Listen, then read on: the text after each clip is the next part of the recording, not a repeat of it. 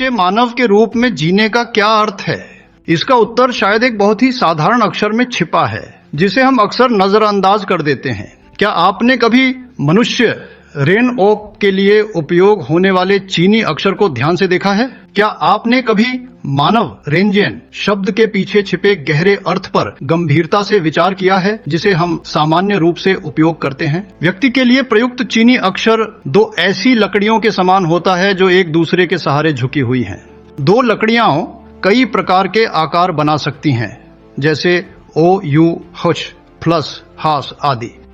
लेकिन इन सभी संभावित आकारों में से व्यक्ति के लिए चीनी अक्षर ऐसा क्यों बनाया गया है जिसमें दो लकड़ियां केवल खड़ी नहीं हैं, बल्कि एक दूसरे पर झुकी हुई और एक दूसरे पर निर्भर हैं?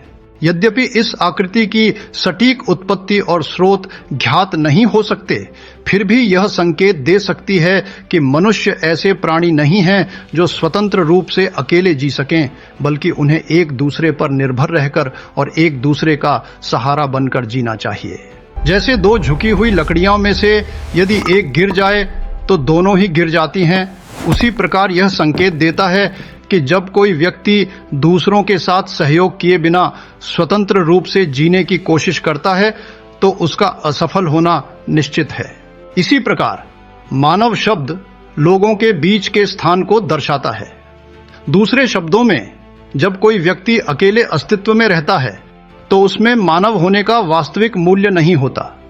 इसका अर्थ यह हो सकता है कि सच्चा मानव जीवन तभी संभव है जब हम एक दूसरे के लिए समझौता करें, कभी कभी अपने आप का त्याग करें और दूसरों के प्रति विचार, सम्मान और सेवा के साथ जीवन बिताएं। संभवतः यही प्रकार का जीवन लोगों को सबसे अधिक सुखी और स्वस्थ बनाता है। बाइबल कहती है कि सभी मनुष्य पापी हैं, क्योंकि सब ने पाप किया है और परमेश्वर की महिमा से रहित हैं।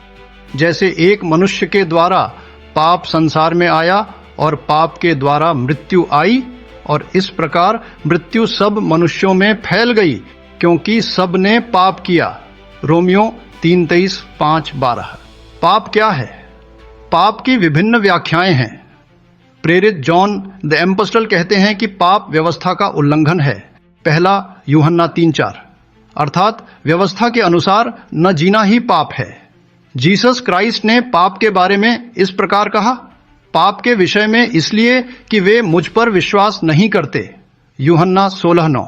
यीशु पर विश्वास न करना पाप है। इसका क्या अर्थ है? हम इसके दो अर्थ समझ सकते हैं। पहला, इसका अर्थ है कि यीशु जो पाप रहित थे, हमारे पापों के दंड, मृत्यु को चुकाने के लिए क्रूस पर मरे।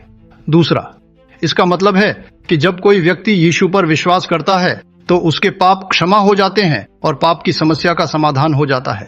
तो फिर पाप हमारे दैनिक जीवन में कैसे प्रकट होता है? क्या प्रमाण है कि हम सभी पापी हैं? एक कहावत है, यदि घमंड और स्वार्थ को हटा दिया जाए तो अधिकांश समस्याएं 5 मिनट के भीतर हल हो सकती हैं। Early writings 119। मानव हृदय के भीतर गहराई में विद्यमान पाप घमंड के रूप में प्रकट होता है, जिसमें व्यक्ति स्वयं को ऊंचा उठाता है, और स्वार्थ के रूप में, जिसमें व्यक्ति अपने ही हितों पर केंद्रित जीवन जीता है।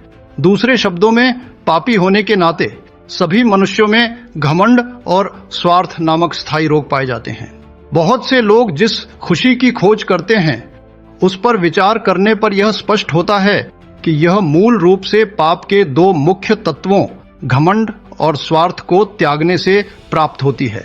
जब हम हवाई जहाज में ऊंचाई पर उड़ते हैं तो अक्सर एक प्रकार की बेचैनी महसूस होती है, लेकिन जैसे ही विमान उतरता है और हमारे पैर जमीन को छूते हैं, हमें शांति का अनुभव होता है। ऐसा क्यों होता है?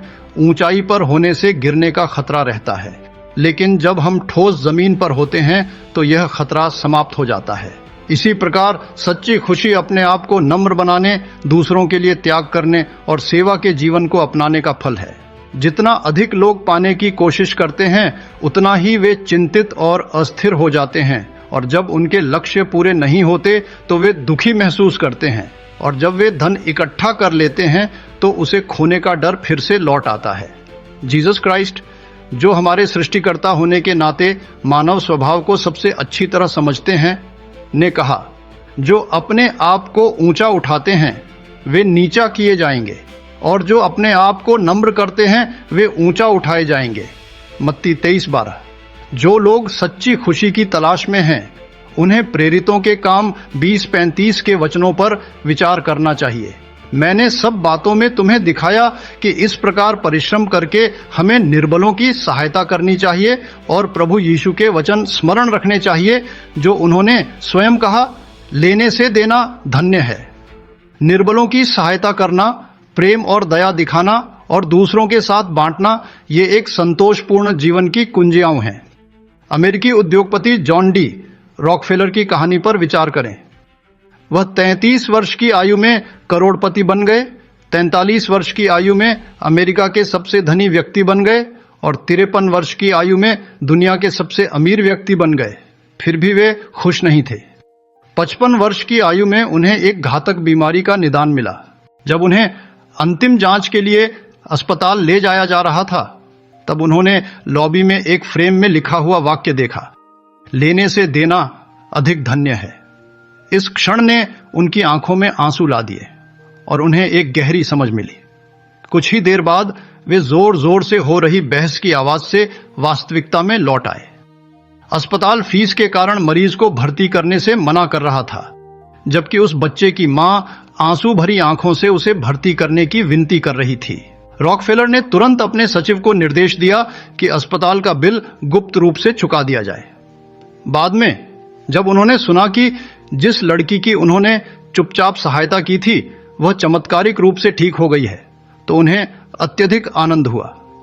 अपनी आत्मकथा में उन्होंने उस क्षण का वर्णन इस प्रकार किया, मुझे कभी भी सच्ची खुशी का पता नहीं था जब तक मैंने देना शुरू नहीं किया।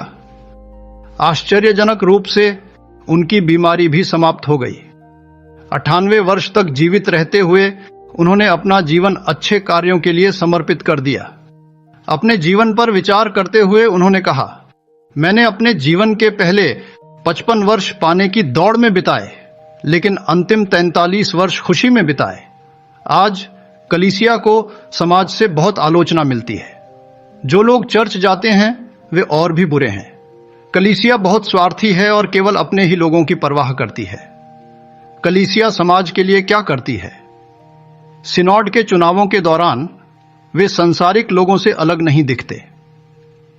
ऐसी आलोचना क्यों सहनी पड़ती है उन लोगों को जो जीसस क्राइस्ट पर विश्वास करते हैं, जो नम्र और दीन थे, जिन्होंने पापियों को बचाने के लिए अंततः अपना जीवन बलिदान कर दिया और जिनके पद चिन्हों पर चलने का प्रयास किया जाता है। एक मसीही होना और विश्वास का जीवन जीना, जीसस क्राइस्ट के जीवन से सीखना और उनके आत्मा तथा जीवन शैली का अनुसरण करना है। उन्होंने कैसे जीवन जिया? उनका जीवन 2 शब्दों में संक्षेपित किया जा सकता है, नम्रता और बलिदान। यह जीवन शैली फिलिपियों 2:5 से 8 में व्यक्त की गई है। आपस में एक दूसरे के साथ व्यवहार करते समय वही मनोभाव रखो जो जीसस क्राइस्ट का था, जो स्वभाव से परमेश्वर थे, फिर भी उन्होंने परमेश्वर के समान होने को अपने लाभ के लिए उपयोग करने योग्य वस्तु नहीं समझा, बल्कि उन्होंने अपने आप को शून्य कर दिया और दास का स्वरूप धारण किया और मनुष्य के समान बन गए। और मनुष्य के रूप में पाए जाकर उन्होंने अपने आप को दीन किया और मृत्यु तक, यहां तक कि क्रूस की मृत्यु तक आज्ञाकारी बने रहे।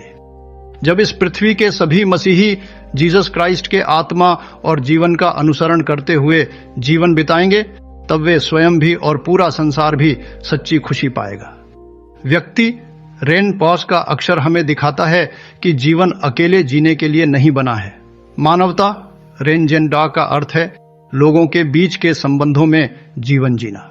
इसलिए हमें घमंड और स्वार्थ के साथ नहीं, बल्कि नम्रता, बलिदान और प्रेम के साथ जीवन जीना चाहिए। यही वह जीवन है जो जीसस क्राइस्ट ने जिया और यही वह जीवन है जो हमें और पूरे संसार को सच्ची खुशी प्रदान करता है।